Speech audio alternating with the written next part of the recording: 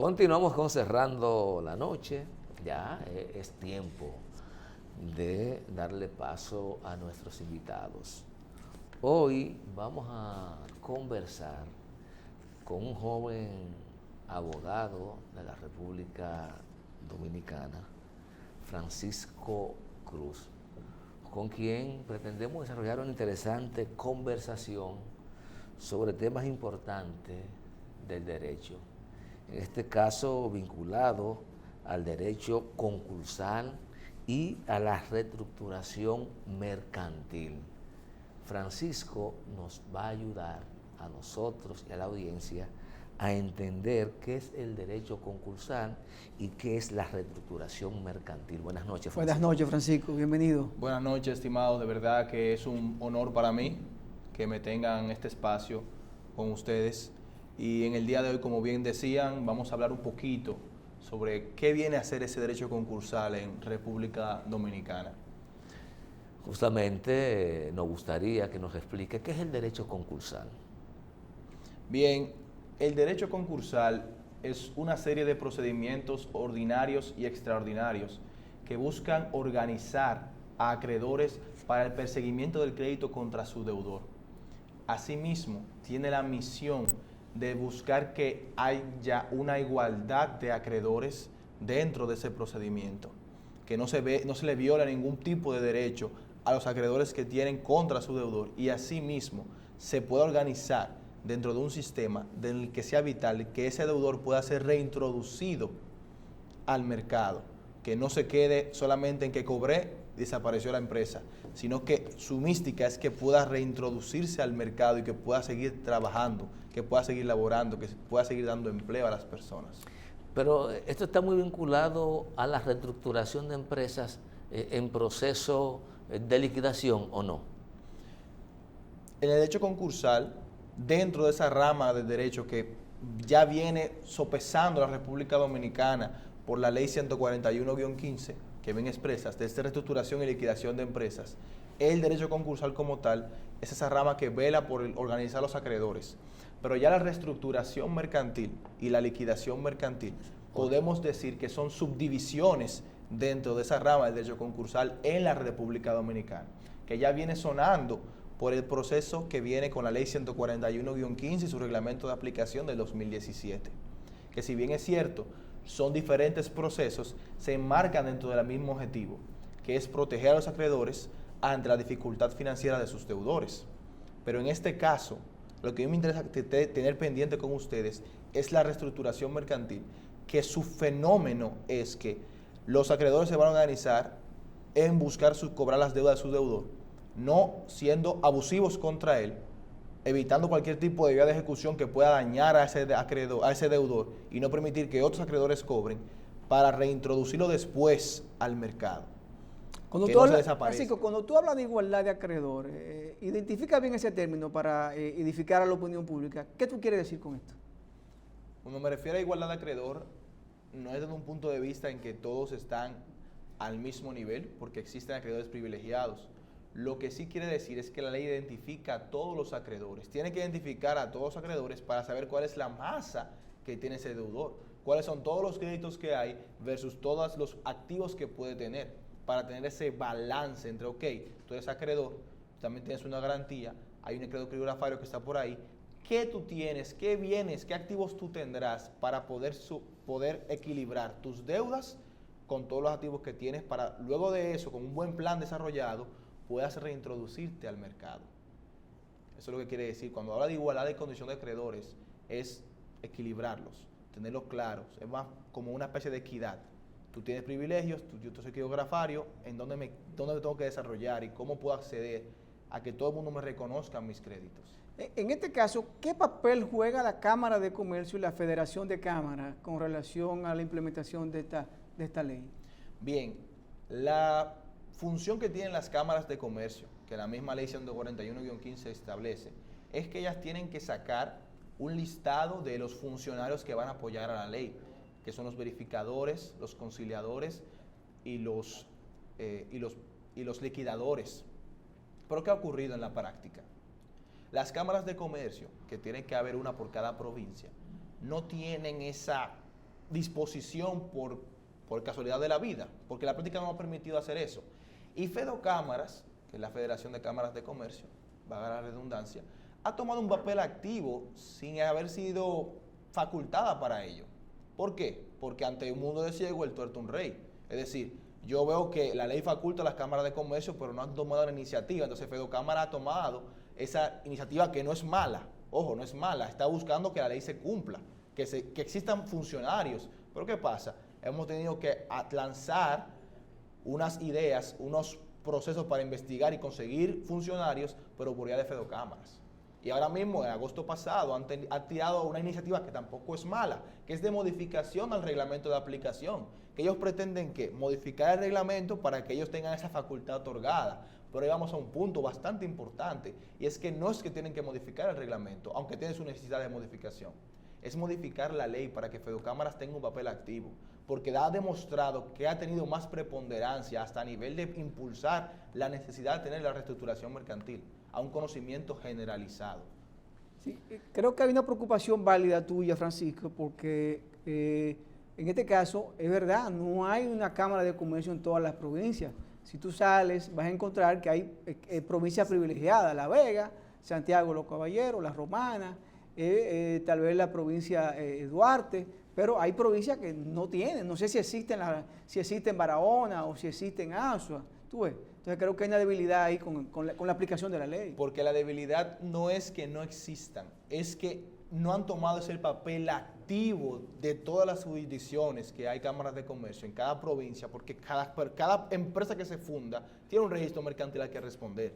Porque hay un papel que es necesario entender. Las cámaras de comercio son organismos que buscan formalizar a la sociedad donde están, a su sector, a su pueblo, para que sean socios de esa cámara. ¿Y qué implica ser socio de una cámara de comercio? Implica que tú te beneficiarás de los conocimientos en materia comercial que induzcan en tu país, porque hay una serie de funcionarios especializados que la misma Fedocámara ha instruido para que lleven ese mandato de formación comercial.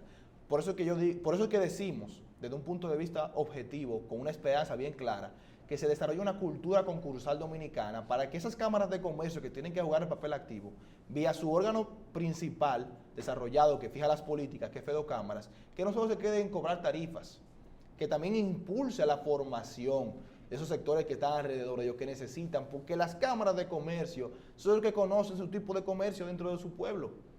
¿Qué mejor que te diga la de Ocoa, por ejemplo, por dar un ejemplo válido, cómo funcionan sus mercados dentro de ellos? Porque ellos están en la práctica comercial. Y hay que entender, el comercio tiene relaciones elásticas que necesitan saberse por la costumbre, más que por lo que pueda decir buenos papeles. Francisco, en el procedimiento, ¿hay diferencia entre la reestructuración y la liquidación? Claro que sí. La reestructuración mercantil define, tanto por el espíritu de la ley, que es la reintroducción del deudor al comercio, para, una vez identificado todos los bienes que pueda tener, todos los acreedores que le van a responder a él, se ejecute ese procedimiento vía del verificador. Verificar si cumples como deudor con los requerimientos de... Si eres salvable. Si eres salvable, si no eres insolvente, si tus pasivos no superaron a tus activos, porque hay que ser objetivo. Hay personas que llegan a esa etapa de, por así, popularmente como se conoce ahora mismo, anteriormente, antes de esta ley, como una quiebra, que ya llegan insalvables, que llegaron a una etapa de insolvencia, que el pasivo superó completamente su activo. Ahora, la función es, verifica si tú puedes cumplir con una salvación, si tus activos te pueden solventar. Hay un plan que pueda decir que podamos resolver con tus acreedores. ¿Cómo se define que una empresa califica para reestructuración y no para liquidación? Ya sabemos que un elemento esencial, por lo que ha planteado, es que haya un balance positivo entre el pasivo y el activo de la empresa. No tiene que ser líquido, pero los activos en sentido general. Eso tiene. Aparte de ese requisito, ¿qué otros elementos inciden? El funcionario como verificador incide dentro de su función de darse cuenta de cuando toda la ergonomía que tiene esa compañía o ese deudor comerciante, dónde incide, tiene requerimientos, cuántas deudas tiene contra la DGI, cuál es su condición con sus acreencias. Ah, porque tiene que haber una clasificación de los acreedores. Claro. Si son Si le debe privados, si son a el los- Estado, si es bueno, los bancos son privados, pero si es el mundo financiero. Si al mundo financiero, en el sentido, si le debe a la DGI, si le debe a la TCS, si le debe a los trabajadores, porque cada acreedor, cada acreencia tiene su privilegio aparte. Ah, pero entonces ahí entra un poco en contradicción con el principio que tú enarbolabas, ¿verdad? De igualdad. De acreedores, porque es que hay acreedores que por su naturaleza tienen privilegios. Sí, Óyeme, el los Estado primeros tiene que tienen privilegio. son los trabajadores con su salario. Sí. Tienen privilegio. Tienes el Estado, tiene la TCS, la Seguridad Social. Es decir, que por la naturaleza propia de las obligaciones, prevalecen sobre otras. Entonces, ¿cómo equilibrar para que sea raso? ¿Hay posibilidad? Actualmente, qué bueno que toca el tema, en la práctica judicial, con los 61 procesos que han sido introducidos en la República Dominicana vía el Tribunal del Distrito Nacional, solamente ha habido uno de esos 61 que hemos podido tomar como ejemplo para ver cómo se ha manejado con esos planes de reestructuración, y el popular caso Muné.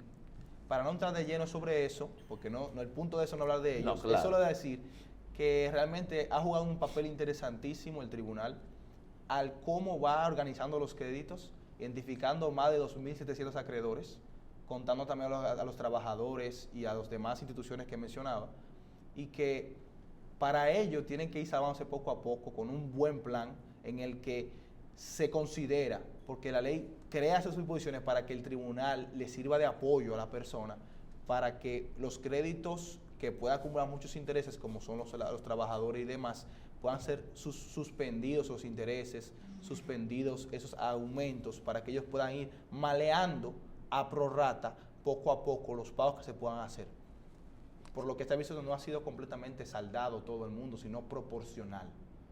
Pero no hay que entrar lleno en ese tema. Yo estoy diciendo el ejemplo, porque realmente una cosa es, como le vuelvo a decir, lo que dice la normativa en su ley, y otra cosa es lo que puede afectar en la práctica o la aplicabilidad o el entendimiento que los profesionales del derecho, como los que son las que puedan acceder ahí, entiendan el funcionamiento complejo que tiene la norma. Hay algo que me interesa, Francisco y Junior. En el caso de los bienes a liquidar, ¿quién se encarga de esto? ¿Eso va a una subasta? ¿Va a un concurso? ¿Cómo subastan esos bienes? ¿Cómo liquidan esos bienes para pagar a los acreedores?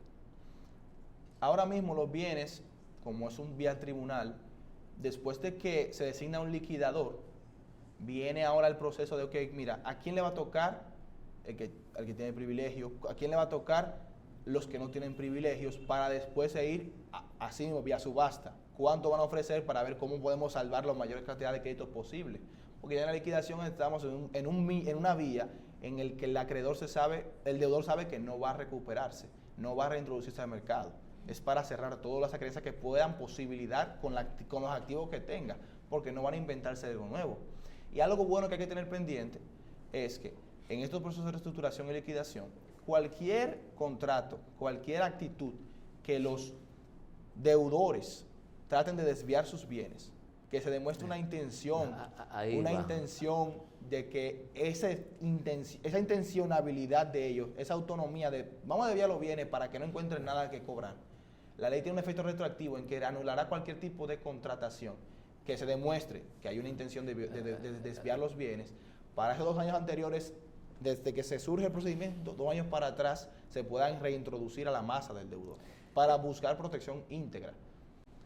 Y te metiste en un tema ahí que es complicado. Aquí viene el tema de las liquidaciones fraudulentas, porque ya estaba hablando de que hay intenciones de sustraer los bienes, pero yo sé que no nos vamos a meter en las reestructuraciones o liquidaciones fraudulentas, porque sería complicar mucho y el tiempo no daría. Sin embargo, Francisco, me gustaría que tú socialices con nosotros en tu investigación cómo funciona esto desde el punto de vista del derecho comparado, por ejemplo, en España, en Colombia, que son países que nos llevan años de vuelo en materia de conocimiento y de práctica jurídica? Vamos a comenzar con el que ha tenido mejor ensayo y error en la investigación que hicimos. En España comenzaron como nosotros, un exceso de procesalismo, una falta de consideración ante las MIPYMES, pensando en las corporaciones grandes, inspirados por la inversión extranjera, inspirados por la ley modelo de las Naciones Unidas, que es de ahí donde sale la nuestra en principio. La ley modelo de las Naciones Unidas viene a el modelo transfronterizo de las Naciones Unidas, el régimen de insolvencia que establece el programa de las Naciones Unidas para el desarrollo del derecho mercantil internacional, establece una ley modelo para la reestructuración y la llama reorganización. En España comenzaron con un procesalismo fuerte y tuvieron que modificar, y el primer espíritu que tuvo el legislador español para remodificar ciertamente su ley fue entender que en la etapa de reestructuración soltemos un poco el procesalismo que siempre ha venido desarrollado por las legislaciones como la de nosotros y inspirémonos en funcionarios que sean administrativos, que respondan al tribunal para provisión, pero que para el aspecto de reestructuración pueda ser administrativo. Ya como un ejemplo de Argentina, que es un país que tiene una situación particular, y es que en su ordenamiento jurídico las quiebras son inevitables. Es un proceso atroz, como se ve, por la falta de cultura que tiene la misma conformación de su Estado y mercado, tienden a liquidarse bastante sus compañías y no se salvan. Y el mejor ejemplo que hemos visto hasta ahora, que nos ha llamado mucho la atención, es el de Colombia. Colombia tiene una superintendencia de sociedades que vela tanto por el cumplimiento normativo de sus asociados y del sector comercial que regulan, y también tienen ese departamento, esa delegatura para el régimen de insolvencia, para la reestructuración, un procedimiento administrativo, vía una autoridad del Estado descentralizada que tiene el control total de esos procesos de reestructuración con la provisión es medidas provisionales que pueda ejercer un tribunal como apoyo. Ya en la liquidación, que es un tema más delicado, se encargaría el tribunal en Colombia. Y venimos a tomar de referencia, ¿qué es? Tú estás diciendo, Francisco, que vamos a tener que desarrollar una nueva superintendencia aquí, otra institución pública. No estamos diciendo eso. Estamos diciendo, desde un punto de vista comparado, hasta donde pudiéramos llegar, que Fedocámaras jugara ese papel, porque ya ha jugado el papel de ser un organismo de organización y de guía para que los funcionarios para que personas puedan acceder a la ley, y que Fedocámaras puedan servir como ese modelo de Colombia, como esa superintendencia de sociedades en materia de reestructuración mercantil.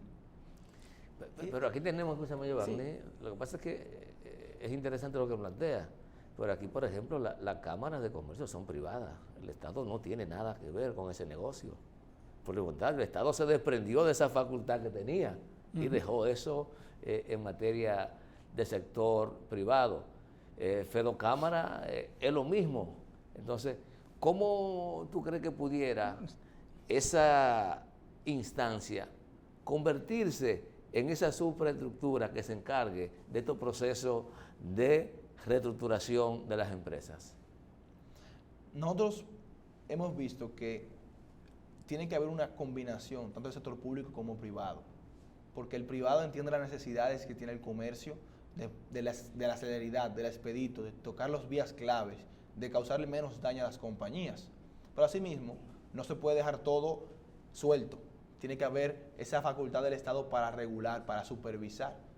Porque si bien es cierto, como bien aspira, los bancos no son del Estado. Puede hacer la comparación. Son sectores aparte, son sistemas aparte, pero los bancos son sectores autónomos.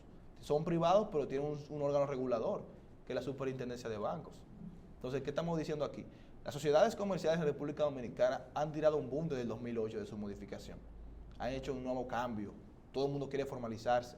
Pero ¿qué necesitamos también? Que tengamos una función que desde el punto de vista privado observe las necesidades que tienen, vamos a decir, usuarios, en responderse. Y desde un punto de vista rápido no es la palabra, viene siendo más adecuado a lo que ha tomado de iniciativa, Fedocámaras pudiera hacer ese empalme con el Estado Dominicano. Ahí en esa parte, Francisco, tú hablas de una superintendencia, creo que en este caso, ¿sobre qué sombrilla quedaría? ¿La Procuraduría General de la República? Ministerio de Hacienda, Dirección General de Aduana, ¿bajo qué sombrilla quedaría esta institución de llegar a crearse? De llegar a crearse con la combinación de fedocámaras. Exacto. En principio, pudiéramos ponderar que el Ministerio de Industria y Comercio, ya a propósito que está hasta cerca, por así decirlo físicamente, el Ministerio de Industria y Comercio pudiera servir como ese órgano del Estado. Regulador.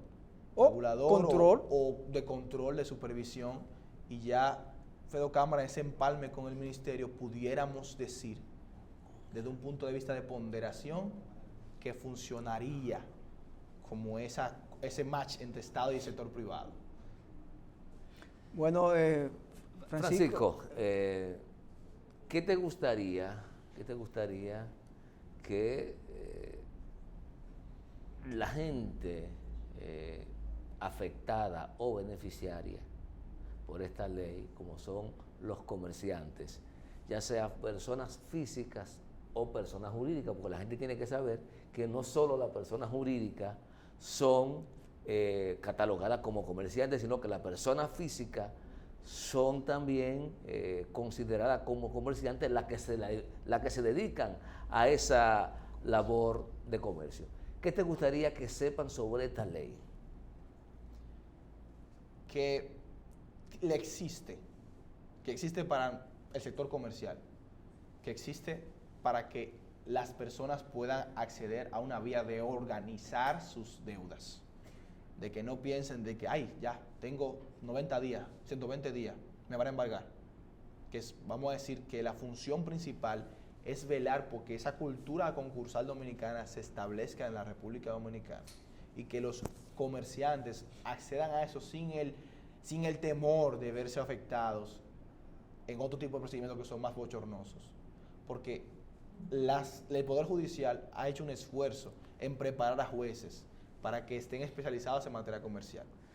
Y en ese proceso de reestructuración de la empresa, cuando se hacen los levantamientos del activo, del pasivo, de la propia capacidad gerencial de esa empresa, se prevé las facilidades que puedan acceder a facilidades crediticias para superar el momento difícil que están pasando, o eso no está en el procedimiento. La propia ley ha contemplado hasta en sus considerandos y principios que se dé una facilidad a esas personas, siempre y cuando se verifique que hay una posibilidad de salvarse. Pero como le digo, todo eso lo dice la ley, pero en la práctica, en los 7 años que tiene de aplicación, el único caso que ha tenido, vamos a decir, esa facilidad de acercarse, por lo menos en el marco del Distrito Nacional, es el caso MUNE. Y hay un punto que es tan confidencial por el proceso de intereses privados que uno no puede acceder para saber exactamente qué sucedió en ese particular. Porque también es un punto. Tenemos ahí una especie de información delicada que no está definida por la ley, pero ya los tribunales han tomado vamos a decir, la autodeterminación de decir, mira, soy de interés privado. Tú no puedes acceder a estos documentos, porque aquí estamos hablando de documentos que son de carácter sensible para las compañías que están afectadas. Entonces, realmente yo hierro en decirles a ustedes si yo he podido acceder a ver esos documentos para saber qué ha pasado en el único proceso de reestructuración que ha llegado a la conciliación. Porque es un tema también. Solamente que se han iniciado 61, dijiste. 61 han iniciado hasta agosto de 2023. Y solo desde lo que comenzó la primera sala en el 2018, hablando del Distrito Nacional, estoy hablando, que cubre zona este y zona sur completa, porque Santiago no hemos investigado todavía. Yeah. Nos falta en la parte del norte, del Cibao. Pero ya lo concentramos en el distrito, como eran dos salas, al principio era una, que era la primera en el 2018, que marcaba zona este completa y zona sur completa, y vimos la estadística, ven acá, 61 y solo tengamos uno ahora a la fecha. Y de esos 61, ¿se liquidaron todas las empresas? No, ni siquiera llegaban a ese proceso, estaban desestimados. Desestimado no es que yo decidí, no, dame desistir. El tribunal decía que está desestimado porque no cumplía con los requisitos. Porque una cosa es desistir y desestimado. Estamos hablando de desestimado. El tribunal dice, no, no cumple con los requisitos mínimos. Va a regular. Ni para la reorganización ni la liquidación. Ninguno de los dos. No, que no me llegaste, no me completaste el formulario que necesitabas, no me completaste las informaciones completas.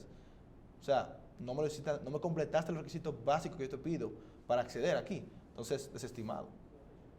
No voy a negarles que hubieron 2 o 3 procesos que fueron desistidos, pero de los 61 solamente uno. En 7 años de aplicación, con un sector que abarca tantas provincias, hay una preocupación grave. Bueno, Francisco, gracias de verdad por aceptar la invitación, conversar con nosotros y el público Cerrando la Noche sobre este tema tan interesante. Es un tema que pues abarca todo el área comercial del país de forma transversal. Así que gracias por asistir a este programa. Muchas gracias a ustedes, de verdad, por la invitación. También agradezco a cada uno de los presentadores y tanto también a mi padre, Tomás Cruz Tineo, como a la firma Cruz Tineo Asociados, que ha permitido este momento grato con ustedes. Conversamos con Francisco Cruz, un joven abogado de la República Dominicana, con quien tratamos temas de derecho concursal y sobre la ley de reestructuración mercantil. Vamos a una pausa y luego de la pausa venimos con la parte final de Cerrando la Noche.